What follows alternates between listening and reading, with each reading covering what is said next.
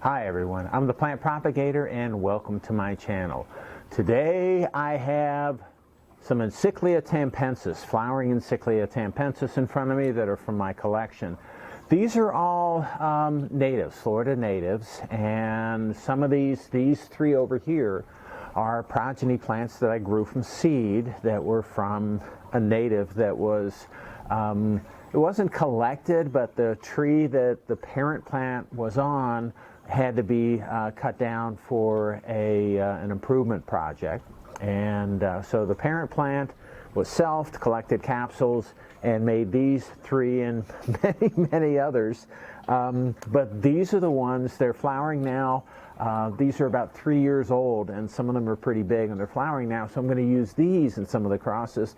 And then this is a native that a neighbor gave me in my neighborhood that was on her tree that also had to be taken down because the tree was encroaching on her house. It was about to fall on her house. So these are some Encyclia tampensis, Tampa Butterfly Orchid, Florida Butterfly Orchid natives, and I'm going to be crossing onto them.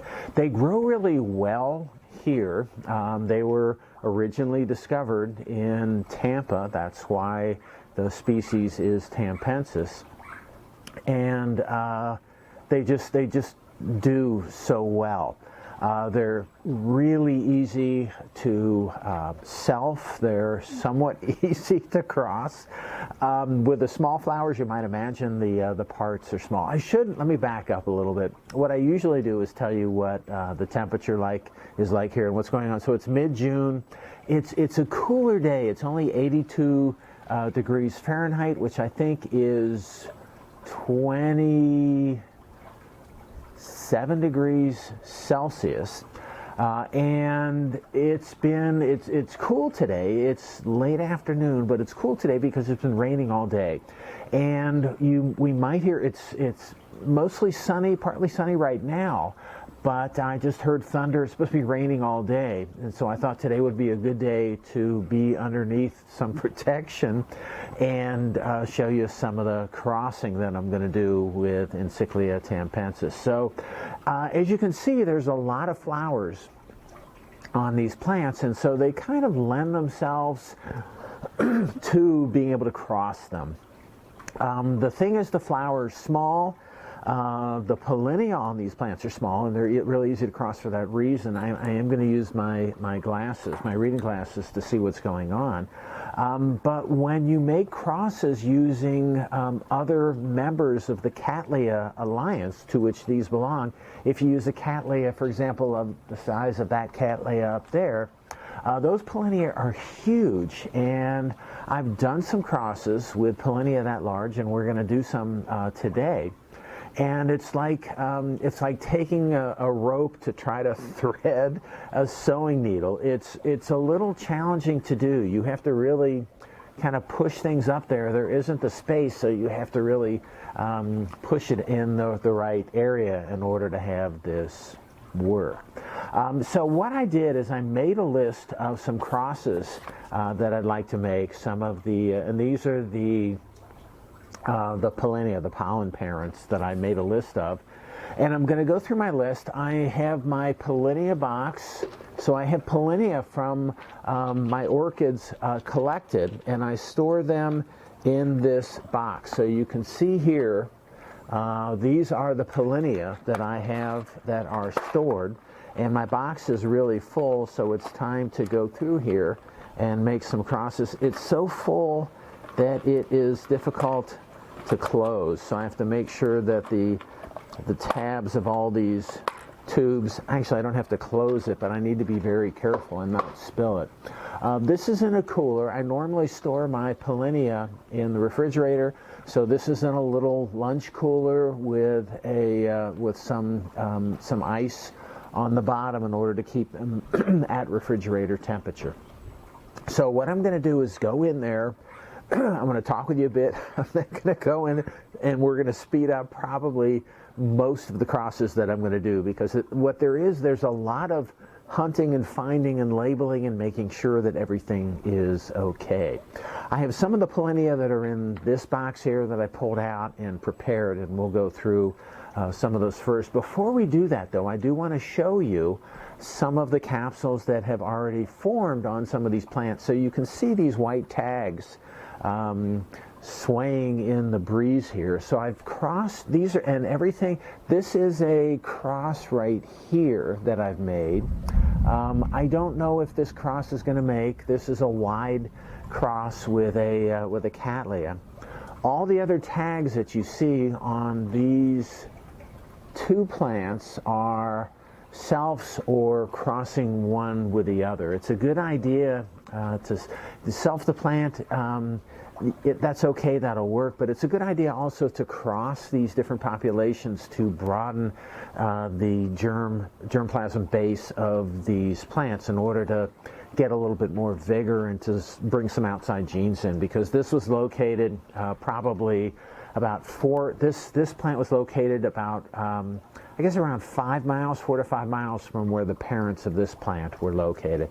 So it kind of helps to increase the genetic diversity if you make crosses between here that I can again use to put out in certain areas.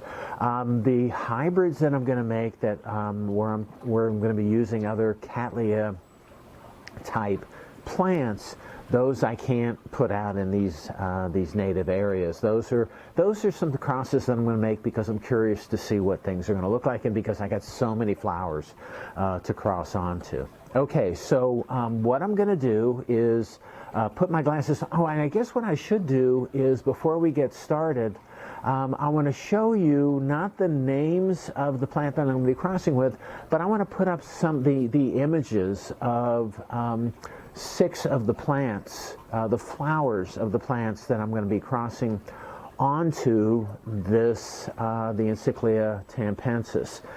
You won't be able to get an idea of the size of the flower, but possibly the diversity of the flower types that I am going to be using. 4 of these, so I'm going to be making these 6 crosses. 4 of these are from my collection. 2 of them are from other people's collections and from other people that I have asked for Pollinia for when I go to my orchid meetings.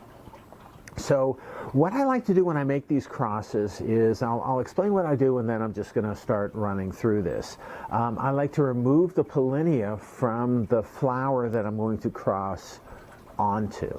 And I like to do that just to make sure that there isn't any chance of self-fertilization of these.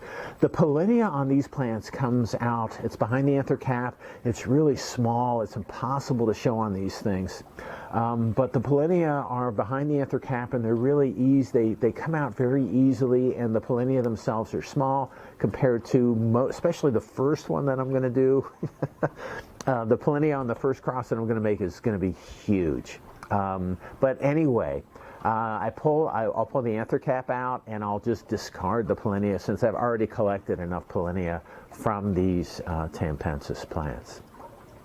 Okay, so what I'm going to do is probably just let the camera run and make some crosses. And again, there's going to be a lot of going back and forth with my Pollinia box and my glasses and my instruments just to try to make these crosses successfully. And I do this really carefully because I got to keep special track of what I do, and I may have to change up things a little bit in the process. So I'm going to be quiet.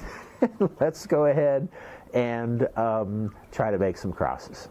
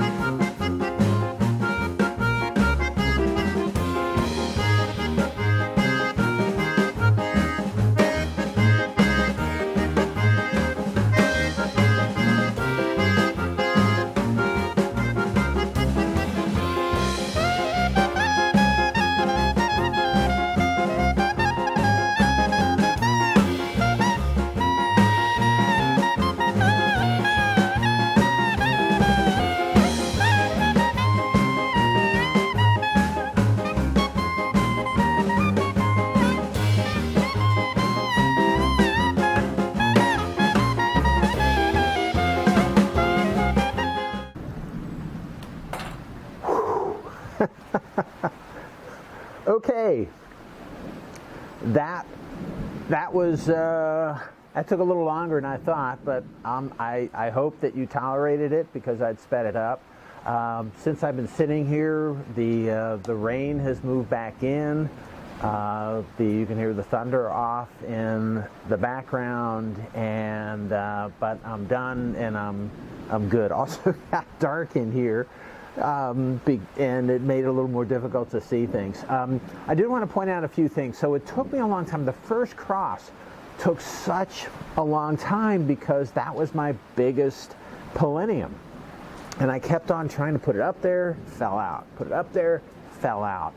And again, so you're trying to, you have an area that's this big, and you're trying to shove something this big up in there and have it stick to the stigmatic surface, the receptive area, and it's sticky. So, but you have to get it up in there, and it was really challenging because the Polinium on the first cross, I shouldn't have done it first, but the Polinium on the first cross that I made was just so big, it was a little bit challenging. So I made all these crosses. Also, so just so you know, I'm not sure how many of these will make. I'm not sure. If any of them make, I'll be excited because I made so many of them, and they're from such diverse genetics that if I get anything, like I said, I'm going to be really excited about it.